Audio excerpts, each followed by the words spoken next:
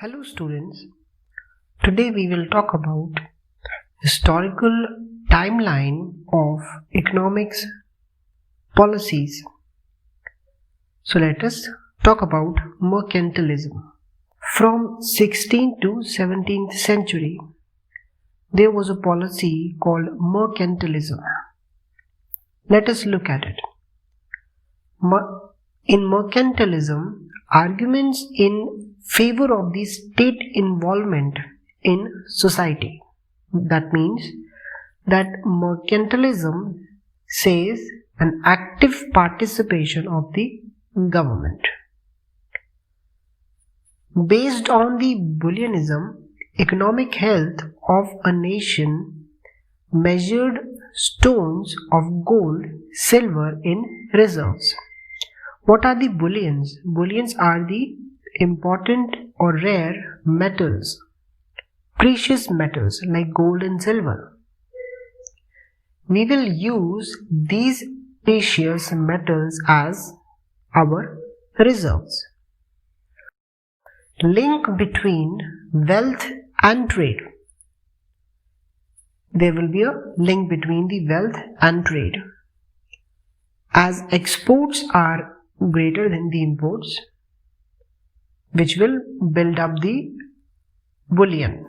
Trade only where it benefits your exports, and it ignores principle of comparative advantage, because principle of comparative advantage came later on, so obviously they haven't introduced that in this mercantilism.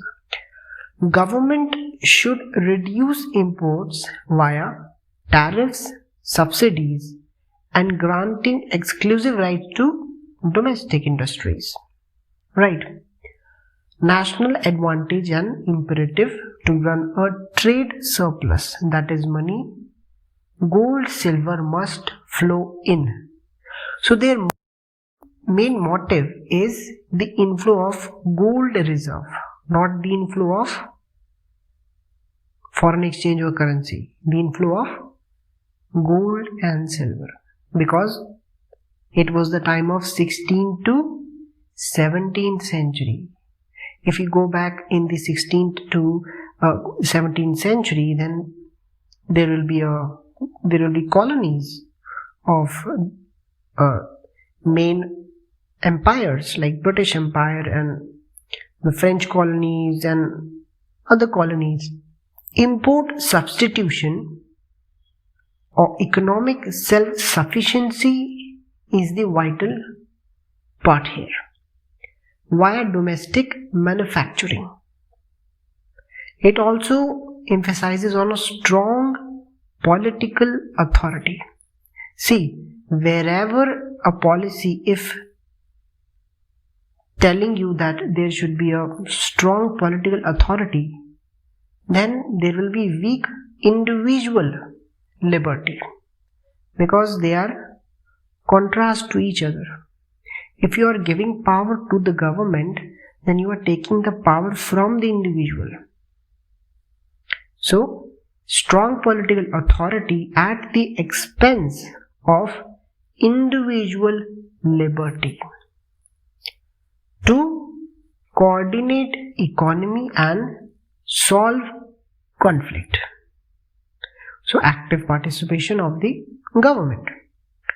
State would aggressively seek to expand its position, as with great wealth comes great political power. Key industries in this policy is manufacturing, but agriculture needs to be encouraged. And we must not forget that this was the time of 16th to 17th century. So colonies should be exploited as a source, this is very important point, as a source of raw material and market for manufactured goods. Let's take an example. The Indian country was the colony of Britishers. Britishers use India for their raw material and they manufacture goods in their country and then resell it in India at higher prices. So this is the exploitation. This policy was then adopted.